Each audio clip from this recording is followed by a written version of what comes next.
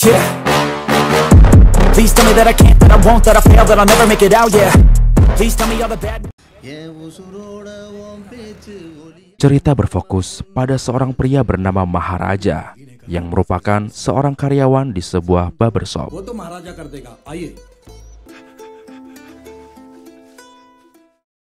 Di suatu hari ketika sedang berkunjung ke rumah kenalannya, terlihat Maharaja yang sedang memilih boneka di toko seberang jalan karena anaknya terlihat sedang rewel.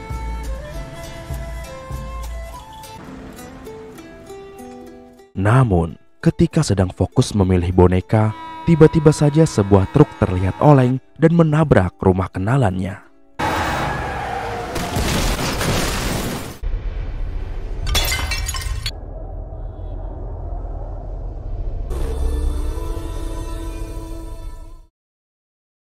Sepuluh tahun pun berlalu.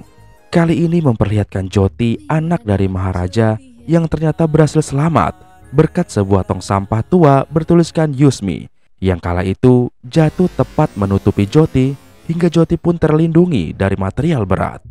मेरा नाम ज्योति है। हमारे घर में 3 लोग हैं, मैं, पापा और लक्ष्मी। बच्ची थी तब मेरा घर टूट कवर करके मेरी जान बचाई थी। Karena trauma dengan pinggir jalan, kini Jyoti dan Maharaja pun tinggal di sebuah rumah yang terletak di tengah sawah. देखिए यहाँ। Dan semenjak kejadian itu pula, tong sampah yang dulu pernah menyelamatkan Jyoti pun kini selalu mereka rawat dan diberi nama Laksmi. Serta tak lupa mereka selalu memandikannya di setiap malam Jumat dan juga malam 1 Suro. तिलक भी लगाते हैं। मैं और मेरे पापा हर शुक्रवार को लक्ष्मी को नहलाते हैं। तब से लक्ष्मी हमारे घर की सदस्य। Maharaja kini pun terlihat sudah bekerja di barbershopnya sendiri yang diberi nama sesuai nama anaknya, yaitu Jyoti. मेरे पापा ओनर बनकर इनके पास काम करते हैं। Semenjak istrinya meninggal, dia memutuskan untuk menduda dan mengerjakan pekerjaan rumahnya sendiri. Namun ya, namanya juga laki-laki. Maharaja seringkali melakukan kesalahan dalam melakukan pekerjaan rumah, sampai membuat Jyoti kesal. Order को अच्छे से घिसकर साफ करना चाहिए कि वैसी पड़ी है। तो चीनी में डाल रखा है और चीनी वाले चम्मच को मिर्ची पाउडर में। Meskipun Maharaja adalah ayah yang pendiam, tapi dia juga tidak pernah lupa untuk mengajak anaknya pergi jalan-jalan setiap akhir bulan, seperti ke pasar dan juga ke pantai. Ranganathan street और मरीना बीच। Hingga di suatu hari, Maharaja pun dipanggil ke sekolah karena Jyoti dituduh telah mencampurkan beberapa botol alkohol ke minuman para guru. Di sini, Pak Kepala Sekolah pun memaki-maki Jyoti dan juga Maharaja, dan secara sepihak mengeluarkan Jyoti dari sekolah.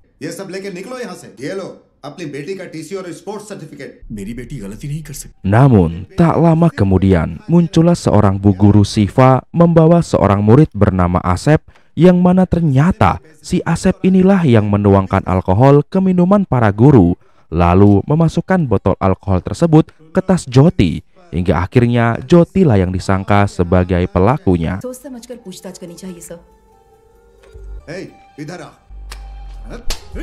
Mengetahui ini, kepala sekolah yang sombong ini pun lantas mengusir semua orang, termasuk Jyoti dan Maharaja, tanpa merasa bersalah atau meminta maaf. Tak terima putrinya difitnah dan dihina seperti ini, sebagai seorang ayah, Maharaja pun meminta kepala sekolah untuk segera minta maaf. इससे माफी मांगिए सर। तुझे पता भी है कि किससे बात कर रहा है? आप इससे माफी मांगिए। Namun kepala sekolah yang gengsi dan merasa paling terhormat pun malah memanggil satpam sekolah dan menyuruh mereka menyeret Maharaja. Di sini Maharaja pun berusaha untuk melawan dan memegang sebuah tiang hingga tiang itu pun hampir remuk dan bangunan pun hampir runtuh.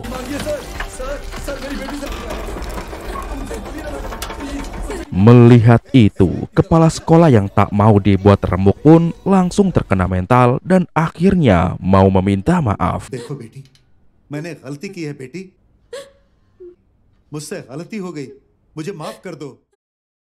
Beberapa hari setelah itu, Jyoti yang ingin pergi untuk study tour pun diantar oleh Maharaja sampai ke bus, dan karena yang mengawalnya adalah Bu Guru Shiva yang cantik dan baik hati, di sini Maharaja pun jadi tenang melepaskan Jyoti.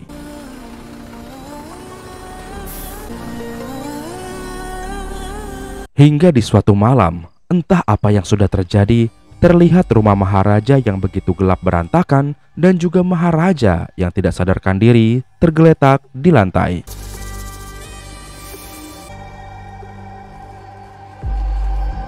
Lalu, tiba-tiba saja di tempat itu muncul seekor ular kobra garaga yang untungnya cuma melintas dan tidak mematuk Maharaja.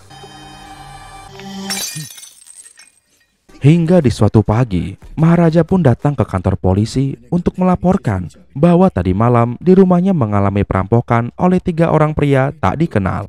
मैं अपनी दुकान बंद करके घर आया। कल रात करीब 10 बजे होंगे। उसने आते ही खींच के रॉड से मेरे सर पे मारा sir.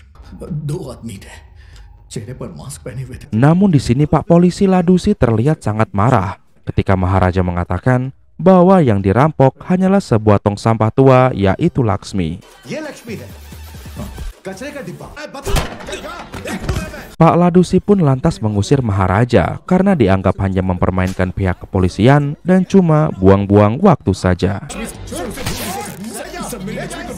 Karena tak mau keluar, Maharaja pun ditarik paksa oleh pihak kepolisian. Namun, dia terus berusaha dengan memohon bantuan kepolisian dan berpegangan pada sebuah tiang hingga akhirnya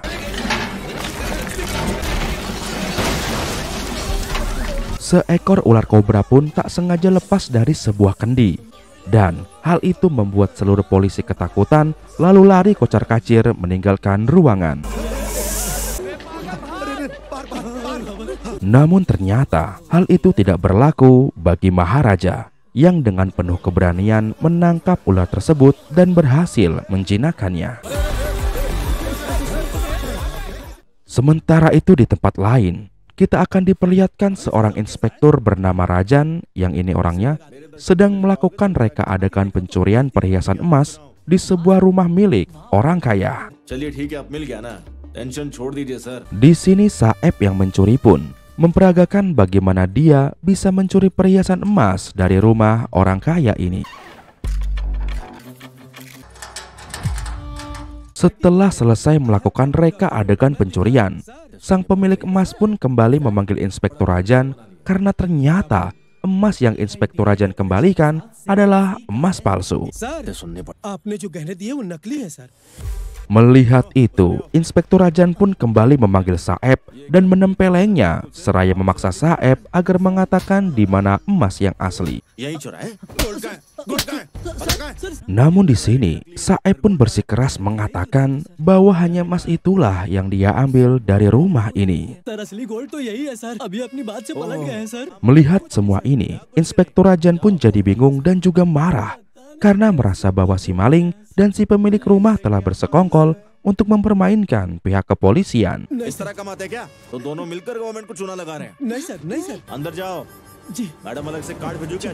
Setelah pergi dari rumah itu, akhirnya terungkaplah sebuah fakta bahwa sesungguhnya yang bersekongkol adalah Inspektur Rajan dan juga si Saeb.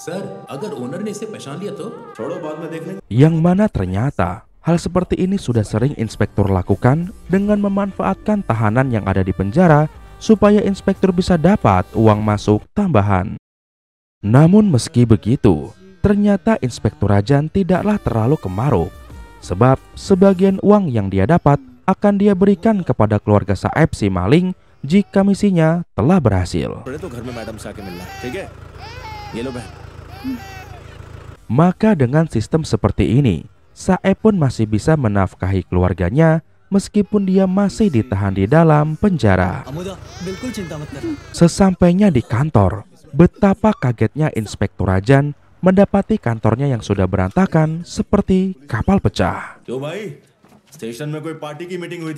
Di sini inspektur pun mencoba mendengarkan keluhan Maharaja, dan ketika tahu bahwa benda berharga yang hilang hanyalah tong sampah, akhirnya inspektur pun melempar Maharaja keluar kantor.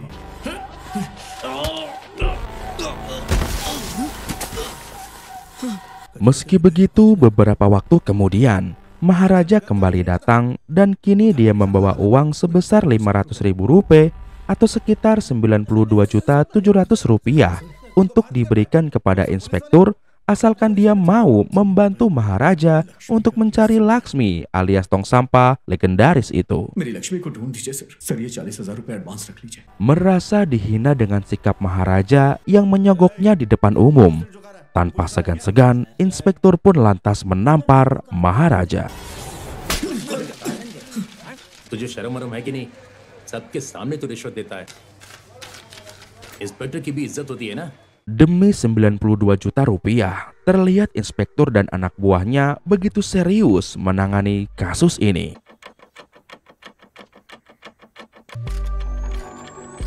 दीवार तोड़ के अंदर घुसे होंगे। Hingga tanpa sengaja, mereka menemukan buku tabungan Maharaja yang tertulis saldo 1 juta rupiah atau sekitar 184 juta rupiah. 15 लाख रुपए saving account में रखे हुए हैं sir. Hal itu pun tentu saja membuat para polisi ini semakin bersemangat dan berharap bisa morotin harta Maharaja. Gak pakai lama, Inspektur Rajan pun mencoba bernegosiasi pada Maharaja. Namun, belum sempat menyebutkan harga, Maharaja pun langsung menawarkan 500.000 rupiah tambahan asalkan tempat sampah itu bisa kembali padanya. बस मेरी बेटी के आने से पहले लक्ष्मी को ढूंढ दीजिए सर। चलिए 5 में 2 और जोड़ देता हूँ, आपको पूरे 7 लाख रुपए दूंगा। Mendengar itu tanpa pikir panjang, Inspektur Rajan pun berniat ingin mengelabuhi Maharaja dengan menyuruh anak buahnya untuk mencari tempat sampah yang serupa di seluruh penjuru kota. ऐसे कचरे का डब्बा चाहिए। Namun sayangnya, sang anak buah yang kita sebut saja si Sopo sama sekali tidak bisa menemukan tempat sampah yang serupa.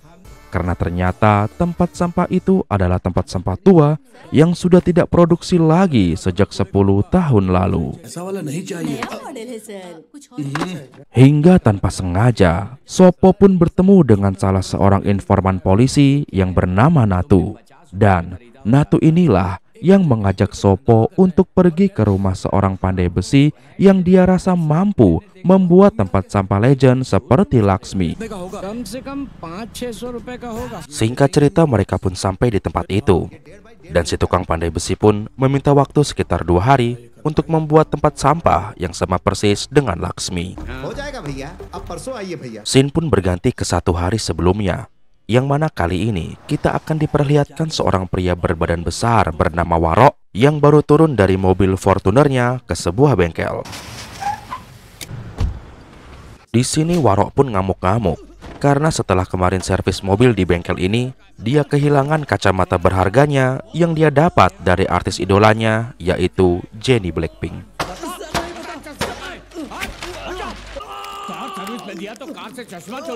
Tak lama kemudian muncullah seorang karyawan bernama Dana yang kemarin menangani mobilnya si Warok, dan ternyata dia adalah orang yang telah mengambil kacamata Warok yang ditinggal di dalam mobil. Di sini Dana pun dihajar habis-habisan dan juga Warok mengancam akan memasukkan Dana ke dalam penjara.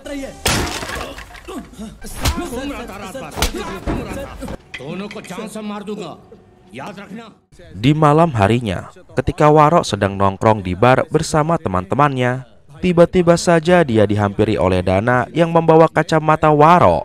Namun bukan untuk mengembalikannya, melainkan untuk membalas dendam.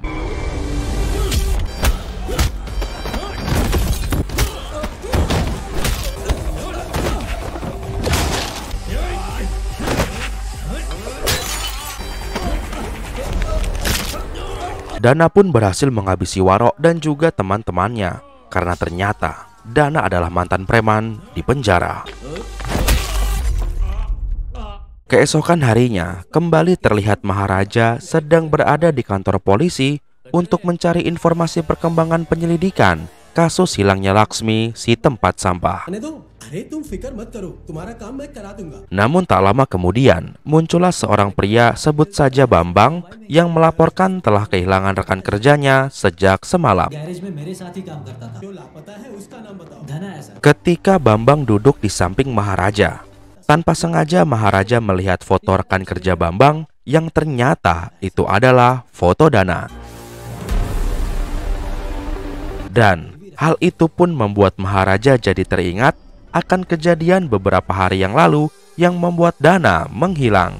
Yang mana pada malam perampokan, Maharaja menemukan sebuah karcis parkir yang bertuliskan jenis mobil dan juga platnya. Dan ternyata mobil itu adalah mobil milik si Waro. Maharaja pun segera melacak mobil tersebut. Hingga akhirnya Maharaja menemukan mobil itu terparkir di sebuah kafe. सफेद रंग की गाड़ी है उसका ऑनर अच्छा फॉर्च्यूनर वो काउंसलर की है देखो वहां पर बैठे Di sini Maharaja pun langsung menjumpai Waro, si pemilik mobil. Namun ketika ingin menghajarnya, Waro pun mengatakan bahwa dia baru saja kehilangan kacamata yang dicuri oleh montir yang kemarin menangani dan memakai mobilnya. Mendengar itu, Maharaja pun tak jadi menghajar Waro. Namun tiba-tiba Dana pun muncul dan menghajar Waro sesuai dengan kejadian kemarin. Ketika melihat Dana, Maharaja pun jadi ingat dan yakin betul bahwa Dana adalah salah satu dari 3 orang yang telah merampok dan mengambil tempat sampahnya. Setelah berhasil mengalahkan Waro, Dana pun segera pergi dan diam-diam Maharaja pun mengikutinya. Hingga akhirnya Maharaja pun sampai di sebuah gudang. Lalu tiba-tiba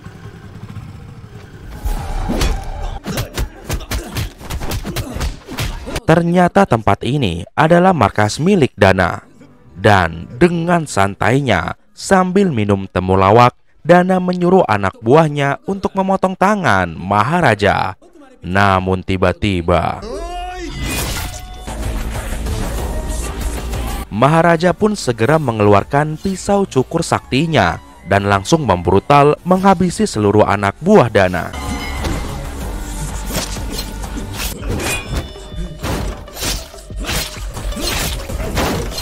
Hingga akhirnya tersisalah Dana seorang, dan Maharaja pun langsung menancapkan Dana ke sebuah besi seraya bertanya siapakah 2 orang lagi yang kemarin ikut merampok bersama Dana. Di sini Dana tidak menyebutkan nama 2 orang lagi. Dia hanya memberitahu bahwa salah satu dari mereka adalah orang dalam kepolisian daerah. Melihat ada kesempatan, Dana pun mencoba untuk menyerang lalu melarikan diri. Namun tidak tinggal diam, Maharaja pun langsung menebas kelapa Dana.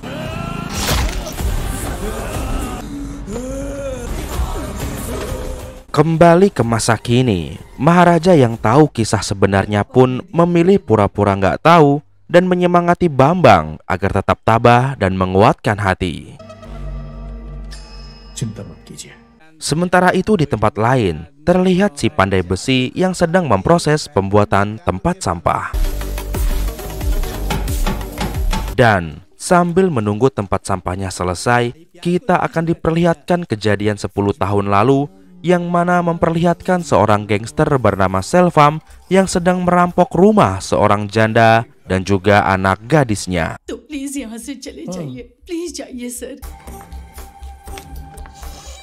Di saat sedang menjarah perhiasan, salah seorang teman Selvam yang sudah lama tidak mengasah pedang akhirnya meminta izin pada Selvam untuk mencoblos si anak gadis.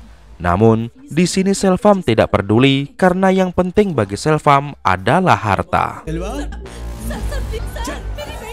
Setelah selesai merampok, Selvam pun pulang ke rumahnya yang ternyata Selvam sudah memiliki seorang istri dan juga seorang anak perempuan bernama Amu.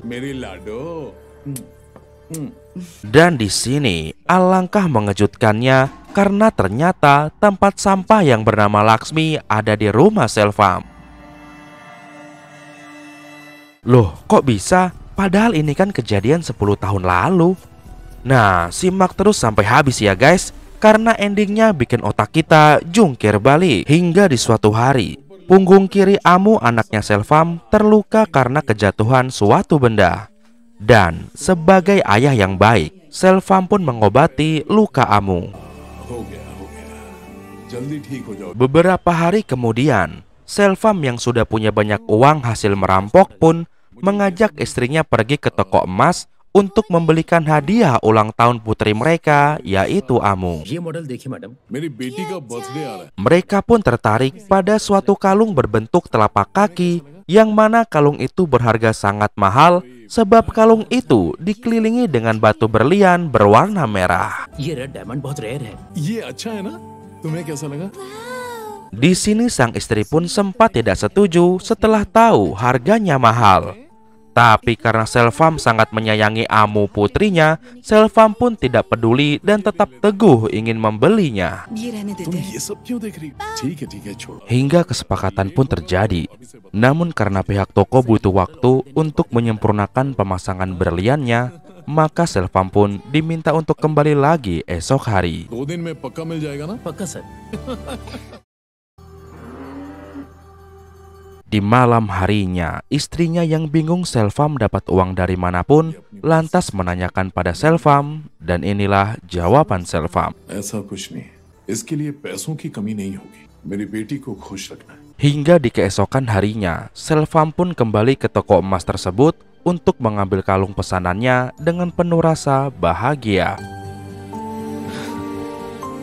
Sementara itu di rumah, terlihat sang istri yang mengundang seluruh tetangganya untuk datang ke rumahnya karena hari ini adalah hari ulang tahun putrinya, yaitu Amu. ये सब नहीं सुनूंगी। मेरी बेटी का जन्मदिन है तो घर पर पार्टी रखी है। Tak lupa sang istri juga menghubungi Selvam dan menyuruh suaminya itu agar merapikan brewok dan juga kumisnya supaya tidak kelihatan seperti buto ijo di hari ulang tahun putri mereka. तो किसी अच्छे से सैलून में जाके दाढ़ी बनवा कर आएंगे क्या? ठीक है। Selvam pun segera mencari salon terdekat untuk merapikan brewok dan kumisnya. Hingga akhirnya dia menemukan sebuah salon, yang mana salon itu adalah salon tempat kerja Maharaja yang lama. Sir cutting में से सिर्फ ट्रिम करना है। ठीक है sir. Ketika Maharaja mulai bekerja merapikan brewok Selvam, tiba-tiba alat cukurnya macet karena kehabisan baterai. Dan Maharaja pun segera memohon izin pada Selvam untuk membeli baterai terlebih dahulu. क्यों? बैटरी खत्म हो गई? अभी लेके आता हूँ sir. Ketika Maharaja sudah pergi, tiba-tiba Selvam ditelepon oleh temannya. Temannya pun memberitahu bahwa aksi perampokan mereka sedang ditangani oleh pihak kepolisian, bahkan sudah masuk berita koran. Paper में हमारे बारे में कुछ लिखा है। Dan belum sampai selesai bicara, tiba-tiba di belakang Selvam sudah ada Maharaja yang baru datang dan tak sengaja mendengar semua obrolan Selvam.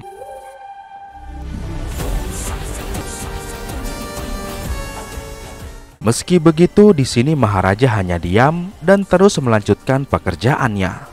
Namun, Selvam yang takut Maharaja mulutnya bocor, akhirnya memberikan bayaran dengan uang lebih kepada Maharaja. 20 रुपए sir. Tip नहीं चाहिए sir. Singkatnya, acara ulang tahun pun akan segera dimulai. Namun di sini, sang istri tiba-tiba saja memanggil Selvam dan mengatakan bahwa kalung hadiah yang Selvam beli untuk Amu ternyata tidak ada di kantong celananya. हाँ बैग में होगी, देखो ना। नहीं है। Dan ternyata kalung itu ketinggalan di salon tempat Maharaja bekerja. Namun karena Maharaja dan paman pemilik salon adalah orang baik, akhirnya sang paman pun menyuruh Maharaja untuk mengantarkan kalung itu sesuai dengan alamat yang terlampir di nota pembelian kalung. ठीक है तो एक काम कर जाके देके आ जा। हाँ ये ठीक रहेगा। Singkatnya, Maharaja pun sampai ke rumah Selvam dengan sepeda motornya. Namun siapa sangka kedatangan Maharaja ternyata bertepatan dengan kedatangan pihak kepolisian, sehingga di sini Selvam pun jadi salah paham dan mengira Maharaja lah yang membawa para polisi-polisi ini untuk menangkap Selvam. Teman Selvam pun segera mengeluarkan pistolnya, dan hal itu pun membuat polisi terpaksa menembaknya hingga tewas.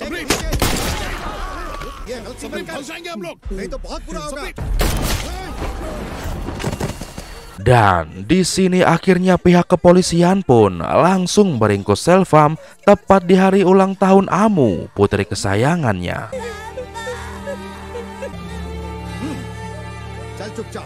Setelah menampilkan flashback tentang Selvam yang belum diketahui apa hubungannya dengan semua ini, kita akan kembali dibawa ke masa kini. Yang mana kali ini kita akan diperlihatkan Sopo si polisi bersama dengan Natu si informan sedang mengambil tempat sampah Laksmi palsu yang sudah jadi. Mereka pun membawa tempat sampah itu ke rumah Inspektur Rajan. Dan di sini mereka pun lantas mempenyokkan serta mengotori tempat sampah tersebut supaya terlihat mirip seperti Laksmi yang asli. Setelah tempat sampah itu dirasa sudah cukup mirip, Inspektur Rajan pun menghubungi satu persatu mantan napi kenalannya untuk berpura-pura menjadi pencuri.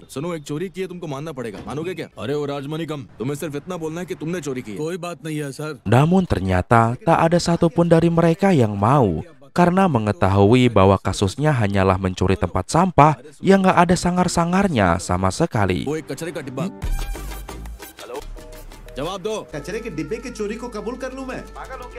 Karena tidak ada yang mau pura-pura jadi pencuri.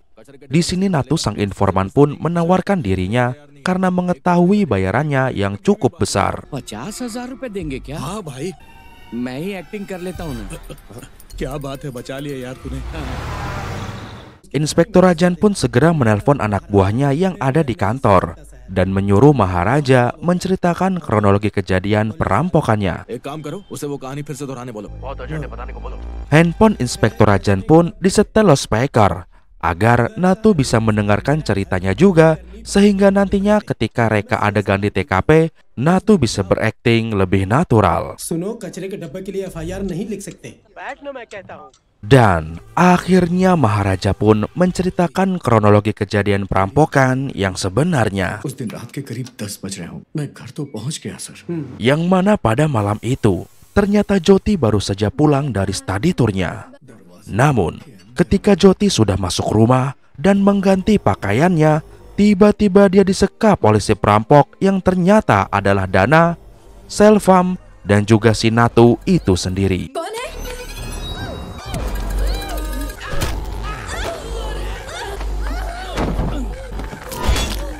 Di sini tanpa belas kasih, Selvam pun langsung menghajar Joti habis-habisan sebagai wujud balas dendamnya karena Selvam menganggap gara-gara Maharaja dahulu, Selvam harus terpisah dari istri dan anaknya.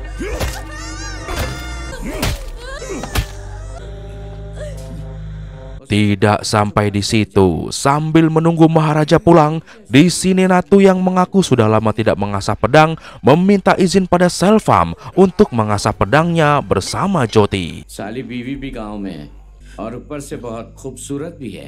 ये क्या सेल्वा सब उल्टा हो गया? Dan seperti dahulu, di sini Selvam terlihat tidak peduli sama yang begituan dan membiarkan Natu melakukan sesukanya karena prioritas Selvam saat ini hanyalah Maharaja. Selva हाँ Namun yang lebih luar biadabnya, si Natu kepala botak yang sudah merasa enak, merasa tak cukup melakukan hal itu cuma satu kali saja. Dan akhirnya dia malah minta nambah. Okay आ जाऊं क्या? Dan setelah sekian lama menunggu, namun Maharaja tak kunjung datang juga, akhirnya Selvam pun memutuskan untuk pergi dan membiarkan Joti dalam kondisi sekarat. Setelahnya, kita akan diperlihatkan Maharaja yang telat pulang ke rumah karena pada saat itu ternyata dia mampir ke toko sepatu untuk memberikan hadiah pada putrinya. Singkatnya, Maharaja pun segera pulang ke rumah. Dan betapa terkejutnya dia melihat kondisi Joti yang diambang kematian, hingga tanpa pikir panjang, Maharaja pun langsung membawa Joti ke rumah sakit.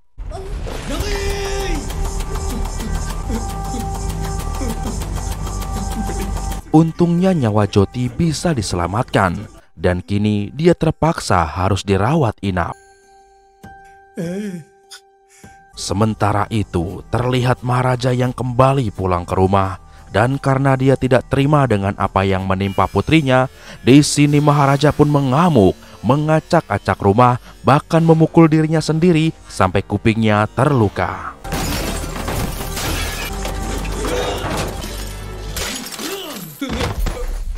Singkatnya, setelah Jyoti mulai sadar, Jyoti pun meminta pada sang ayah untuk menemukan pelaku yang telah melukainya seperti ini.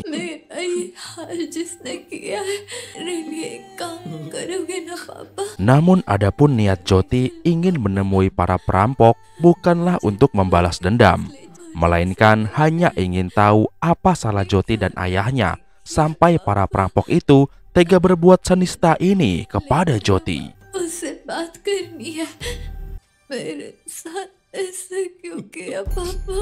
Dan di rumah sakit ini akhirnya terungkap sebuah fakta baru bahwa selama ini tempat sampah Laksmi sejatinya tidak pernah hilang. Dan ternyata tempat sampah itu disembunyikan oleh Maharaja di bawah tempat tidur Jyoti. Dan dari sinilah akhirnya kita tahu bahwa alibi hilangnya tempat sampah Laksmi hanyalah siasat dari Maharaja supaya dia bisa menemukan para perampok tersebut. Inspector साहब भी सुबह आएंगे। सुनो, तुमने जैसा कहा मैंने लिख लिया। Thank you sir. तुम सुबह आके यहाँ से ले लेना। Setelah mendengarkan kisah dari Maharaja, Natu pun merasa kisahnya hampir sama dengan perampokan yang dia lakukan beberapa hari lalu. Dan akhirnya Natu pun malah ingin mengundurkan diri.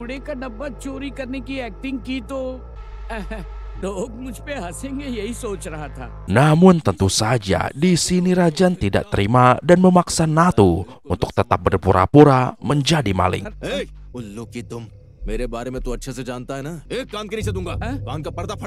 Hari pun berganti. Pagi itu Inspektur Rajan dan beberapa anggota polisi pun membawa Natu ke rumah Maharaja. Dan di sini mereka pun menyuruh Natu untuk mempraktekkan proses perampokan sesuai dengan yang tadi malam mereka skenariokan. Di sini terlihat Natu yang begitu gugup ketika memperagakannya karena Natu takut Maharaja menyadari kejadian yang sebenarnya. Seketika itu pula tiba-tiba Maharaja jadi teringat perkataan dari Jyoti yang mengatakan bahwa pelaku yang merudal paksanya memiliki sebuah benjolan di punggungnya. Dan di sini Maharaja pun langsung memeriksa punggung Natu dengan berpura-pura ingin memeluk Natu. Benar saja, ternyata Natu memiliki benjolan itu di punggungnya. Dan akhirnya Maharaja pun yakin bahwa Natu adalah orang yang telah merudal paksa putrinya. Dan Maharaja pun langsung meminta izin pada inspektur agar diberikan waktu untuk berbicara dari hati ke hati dengan Natu. Setelah inspektur pergi, Maharaja pun bertanya pada Natu berapa usianya dan kenapa dia tega melakukan hal keji itu kepada putrinya. Tak lama kemudian, Inspektur Rajan pun kembali datang. Dan di sini, Maharaja pun meminta inspektur agar melepaskan Natu. Karena ternyata diam-diam nantinya Maharaja akan mencincang Natu ketika sudah tidak ada orang. Namun betapa terkejutnya Maharaja ketika Inspektur Rajan berkata seperti ini. Ternyata inspektur telah mengetahui tentang kasus pemerkodotan terhadap putrinya Maharaja berkat hasil penyelidikan kematian Dana di gudang kemarin. Yang ternyata mereka tak sengaja menemukan ponsel milik Dana yang kebetulan sedang ditelepon oleh Natu. Dan dari sinilah mereka berhasil menemukan benang merah antara kasus kematian Dana dengan kasus dari Maharaja. भरोसा ही नहीं हो रहा है। नल शिवा ही है। Dan betapa kerennya Inspektur Rajan yang selama ini kita anggap mata duitan, karena di sini Inspektur memberikan Maharaja sebuah golok lalu mempersilahkan Maharaja untuk menghabisi Natu botak, si manusia laknat ini. Diketahui adapun alasan Inspektur Rajan melakukan semua ini karena ternyata dia juga memiliki seorang putri. Dan sebagai ayah, tentu saja Inspektur Rajan tahu apa yang dirasakan oleh Maharaja. यही हमारी बच्ची के साथ होता तो हम चुप रहते क्या?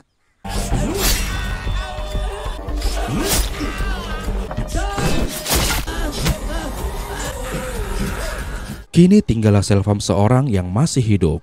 Terlihat Selvam yang saat itu sedang mengantar pesanan menuju sebuah proyek rumah susun. Dan ternyata di proyek itu sudah ada Maharaja yang sedang membrutal setelah mendapat alamat proyek dari Inspektur Rajan.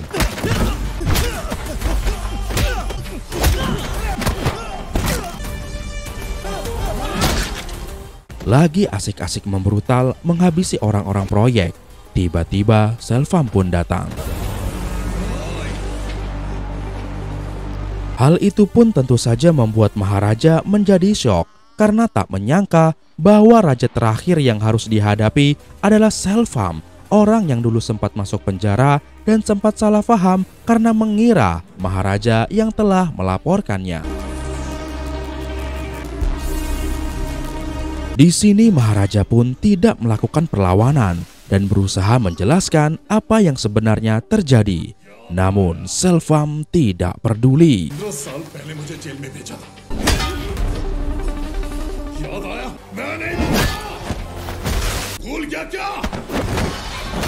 Hingga akhirnya karena mengingat putrinya Jyoti yang sudah disakiti sampai sekarat, di sini Maharaja pun kembali bangkit dan melakukan serangan balik alias counter attack.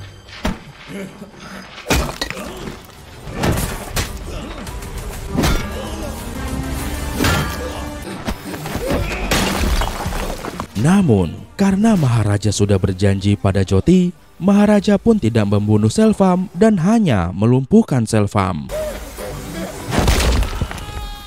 Dan setelah Jyoti datang, Maharaja pun langsung menyediakan kursi agar Jyoti bisa berbicara langsung dengan Selvam.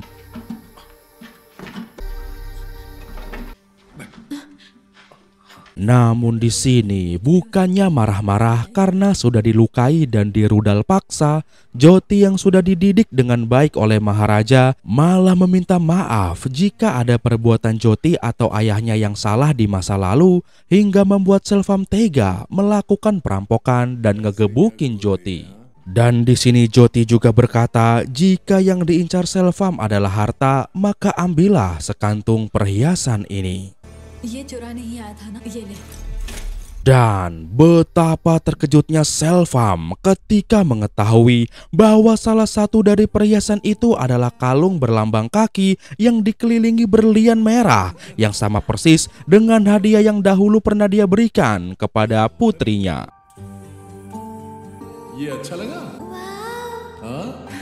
Di sini akhirnya terungkap sebuah fakta yang sangat mengejutkan karena ternyata dahulu setelah Selvam ditangkap polisi, Maharaja bersama keluarganya datang ke rumah Selvam untuk menjumpai istrinya Selvam. Dan di sini Maharaja pun mengembalikan kalung tersebut pada istrinya Selvam, sekaligus menjelaskan tentang kesalahpahaman yang sudah terjadi.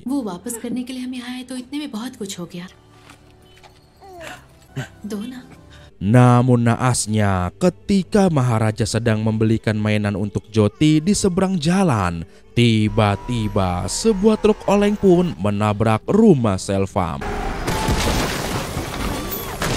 Dan atas peristiwa itu, semua orang di dalam rumah itu pun tewas dan hanya ada satu anak yang selamat karena tertolong oleh tempat sampah. Dan anak itu ternyata bukanlah Jyoti, melainkan Amu, anak kandungnya Selvam. Dan semenjak saat itulah, Maharaja pun memutuskan untuk merawat dan membesarkan Amu sebagai Jyoti.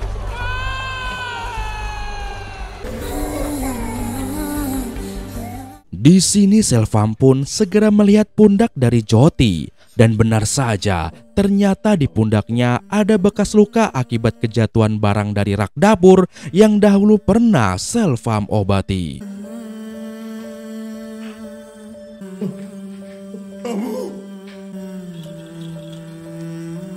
Menyadari kebenaran ini, hati Selvam pun hancur sehancur-hancurnya karena tanpa disadari Selvam telah ngegebukin putrinya sendiri layaknya binatang dan juga telah membuat putrinya hilang kehormatan.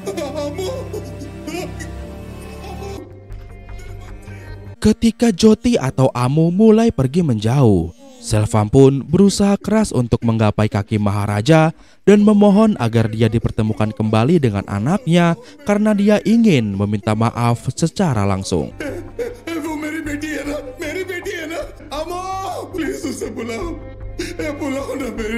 Namun di sini Maharaja yang sudah sangat sakit hati menolak permintaan Selvam. Dan mungkin inilah yang disebut karma atas kejahatan Selvam di masa lalu. Selvam pun akhirnya hanya bisa menangis atas semua kesalahannya selama ini.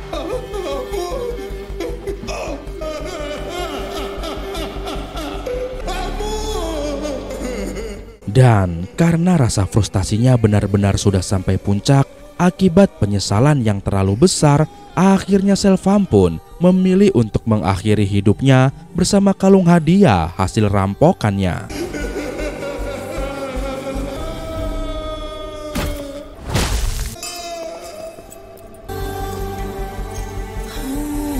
Dan film pun tamat.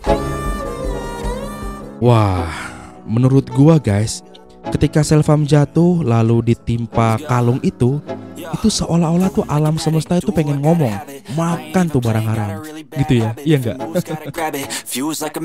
Tapi film ini keren sih guys, banyak banget pelajaran yang kita dapat dari film ini.